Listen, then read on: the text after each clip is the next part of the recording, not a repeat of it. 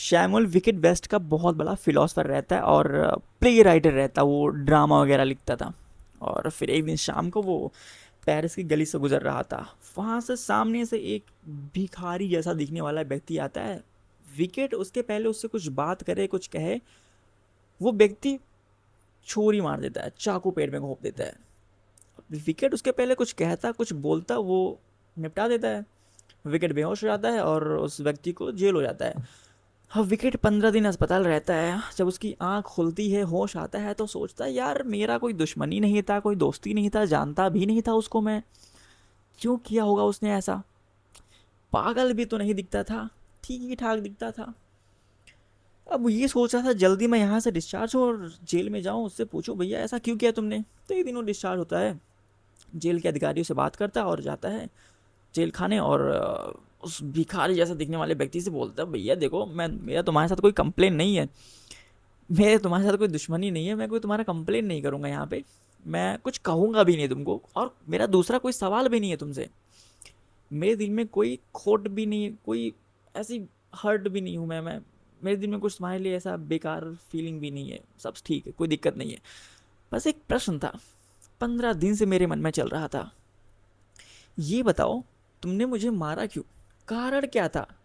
ना मैं तुमको जानता हूँ, ना हमारी कभी मुलाकात हुई, ना तुम मेरे पड़ोसी हो, तुमसे एक शब्द भी कभी बात नहीं किया हो मैं, पहली बार तुम मिला था, तुमने मारा क्यों? अब भिखारी जैसे दिखने वाले व्यक्ति ने कहा कि तुम्हारा सही है भाई, तुम्हारे को अगर ऐसा डाउट हुआ, तुम्हारे पास प्रश्न आया, तो तुम मेरे पास आ गए पूछने, मैं कहाँ पे जाऊँ पूछने? मेरे दिल में जो 15 दिन से चल रहा है वो मैं किससे पूछूं? मुझे खुद नहीं पता मैंने तुम्हें क्यों मारा, मुझे आइडिया ही नहीं है, कोई कारण ही नहीं था। मैं खुद 15 दिन से यही सोच रहा हूँ मैंने ऐसा किया ही क्यों। आदमी मूर्छित है। अगर उसको प्यार हो गया किसी से, क्यों हो गया नहीं पता। किसी से दुश्मनी हो गई, क्यों हो गया नहीं पता। किसी को देख के अट्रैक्ट हो गए, क्यों हो गए नहीं पता। किसी को देख के श्रद्धा मन में आ गई, क्यों नहीं पता, कुछ नहीं पता। तो विकेट फिलोसफी का स्टूडेंट था। उस दिन के बाद से उसका पूरा ज़िंदगी बदल गया। उसको फिलॉसफी से भरोसा ही हट गया, क्योंकि फिलॉसफी में होता क्या है, उसमें रीज़न, कारण, क्यों हुआ ऐसा, वो दिया जाता है। और इसके बाद से थोड़ा वो चेंज हो गया। उसकी जितनी भी किताबें आए, जितने भी नाटक आए उसके बाद से, उसमें वो बड़े अब्सर्ड थे, उसमें कोई मीनिंग नहीं था, कोई कारण नहीं था। उसकी कहानियों में क्या हो रहा है, क्या घट रहा है, कुछ पता ही नहीं चलता था। उनकी बहुत फेमस बुक है वेटिंग फॉर गोडोट, गोडोट की प्रतीक्षा।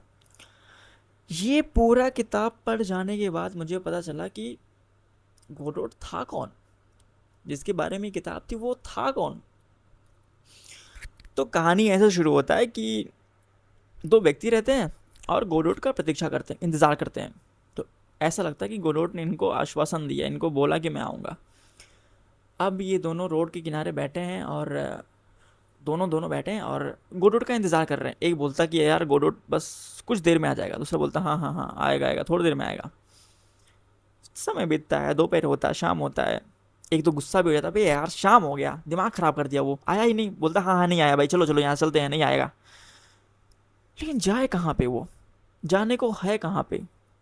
एक ही काम था करने को, इंतज़ार, प्रतीक्षा। तो वो करते हैं। दृश्य समाप्त होता है। दूसरा दिन, दूसरा दृश्य आता है वहाँ पे। तो पहला बोलता है आदमी कि आज तो आएगा ही गोडोट। बोलता हाँ हाँ हाँ आ जाएगा, कल नहीं आया था, नहीं कोई बात नहीं, लेकिन आज आ जाएगा। तो बोलता हाँ आज तो आएगा। अब फिर वैसे वैसे वो लोग इंतज़ार करते हैं, लेकिन सुबह से दोपहर होता है, दोपहर से शाम हो जाता है, और वही होता है कि गोडोट नहीं आता है। ये गोडोट वर्ड बड़ा इंटरेस्टिंग है। ये गोडोट शब्द जो है वो गॉड से आया। गॉड, ईश्वर, पूरे मनुष्यता की ही कहानी है। एक प्रतीक्षा है, किसकी पता नहीं किसकी। कोई होना हो गया, क्यों हो गया पता नहीं, कैसे हो गया। कृत्य घट रहे हैं लेकिन तुम उसके मालिक नहीं हो पा रहे हो। तुम भी यहाँ पे क्यों हो? अगर पूछा जाए तुम क्यों हो यहाँ पे, तुम्हारे पास इसका भी कोई जवाब नहीं है। कंधे बिचकाओगे, कहोगे पता नहीं मैं क्यों हूँ, तुम कौन हो, इसका भी तुम्हारे पास कोई ठीक ठाक जवाब नहीं है। तुम भी कहोगे कि अपना नाम बता दोगे, पता बता दोगे, बट ये सब हटा के अगर पूछा जाए तुम कौन हो, तो इसका भी तुम्हारे पास कोई जवाब नहीं है। इस अंधेरी दिशा में दो संभावनाएं हैं। पहली संभावना, तुम अपने ज़िंदगी को कोई ऐसे ही कल्पित अर्थ दे दो।